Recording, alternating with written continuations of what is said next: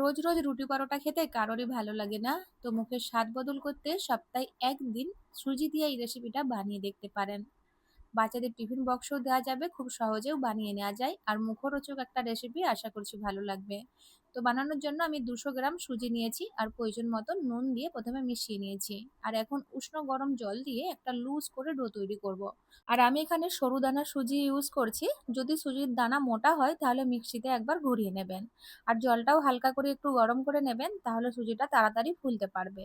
তো আমি লুজ করে একটা ডো তৈরি করে ঢেকে রেখে দেবো 10 মিনিটের জন্য। ততক্ষণে একটা প্যানের মধ্যে অ্যাড করছি 1 টেবিল চামচ তেল, সাথে হাফ চামচ গোটা জিরে আর হাফ চামচ সর্ষে, বেশ কিছুটা কারি পাতা দিয়ে একটু ভেজে নেব।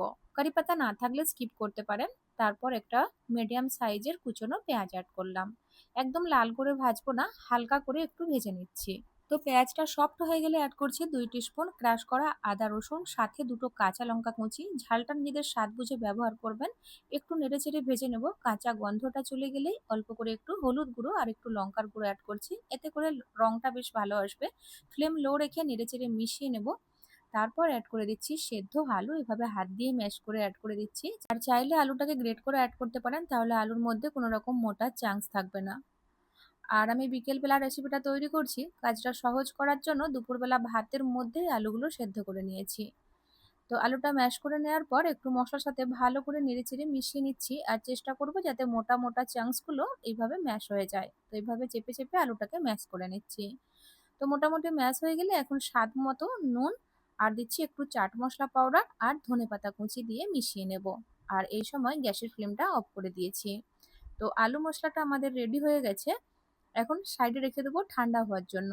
আর যে ডোটা তৈরি করে রেখেছিলাম চেক করে নিচ্ছি। ডোটা এখনো বেশ সফট রয়েছে, চাইলে এর মধ্যে চালের গুঁড়ো বা আবারও সুজি অ্যাড করে ডোটা অ্যাডজাস্ট করে নিতে পারেন। তবে আমি আর কিছুই অ্যাড করছি না, তেল দিয়ে ডোটাকে একটু মসৃণ করে নিচ্ছি। তেল দিয়ে দিলে কিন্তু হাতের মধ্যে আর লেগে যাবে না। ডোটা মসৃণ করে নিয়ে একটা বড় সাইজের লেচি কেটে নিয়েছি। তারপর তেল লাগিয়ে একটা মিডিয়াম পাতলা রুটি বেলে নিচ্ছি। এখন একটা গ্লাস দিয়ে ছোট ছোট করে লুচির মতো কেটে নেব। চাইলে ছোট ছোট করে লেচি কেটেও একটা একটা করেও বেলে নিতে পারেন, তবে আমার মনে হয় এইভাবে করলে কাজটা বেশি সহজ মনে হবে আর কম টাইমে হয়েও যাবে। এক্সট্রা সুজির ডোটা সরিয়ে নিলাম। এখন আলু মশলাটা ঠান্ডা হয়ে গেলে অল্প অল্প করে এই ছোট ছোট রুটির মধ্যে এক সাইড চেপে রেখে দেবো। ভালো করে সেট করে নিয়ে অপর সাইডটা ফোল্ড করে দিলেই রেডি হয়ে যাবে। আমি এগুলোকে স্টিম দেবো, ডিপ ফ্রাই করছি না, তাই জন্য ভালো করে সিল করে নিই। যদি ফ্রাই করতে চান তাহলে ভালো করে সিল করে নিতে হবে। তো আমার সবগুলো রেডি হয়ে গেছে। এখন স্টিম দেওয়ার জন্য একটা পাত্রে জল গরম হতে বসিয়ে দিয়েছি। আর যার মধ্যে নাস্তাগুলো স্টিম করব, অয়েল গ্রিস করে নিয়ে এক এক করে রেখে দিচ্ছি। মিডিয়াম হাই ফ্লেমে 15 মিনিটের মতো স্টিম দিয়ে নিলেই সেদ্ধ হয়ে যাবে। তো এখন ঢাকনাটা সরিয়ে একটু ঠান্ডা জল ছড়িয়ে দিচ্ছি, এতে করে একটার সাথে একটা লেগে যাবে না। জলটা ভালো করে ঝরিয়ে নিয়ে একটা পাত্রে ট্রান্সফার করে নেব।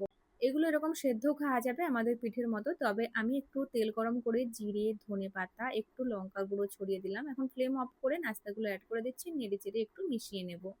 এতে করে খুব সুন্দর একটা ফ্লেভার অ্যাড হয়ে যাবে। আর এগুলো সার্ভ করার জন্য আগে থেকেই একটা চাটনি বানিয়ে নিয়েছি। আর যদি আপনি ডিপ ফ্রাই করে খেতে চান বিকেলের নাস্তায়, তাহলে ডিপ ফ্রাইও করতে পারেন। আর রাতের খাবারও এইভাবে সার্ভ করতে পারেন, বাচ্চাদের টিফিন বক্সে দিতে পারবেন। অবশ্যই বাড়িতে বানান আর মূল্যবান মতামত কমেন্টে জানান। ভালো লাগলে লাইক শেয়ার করতেও ভুলবেন না।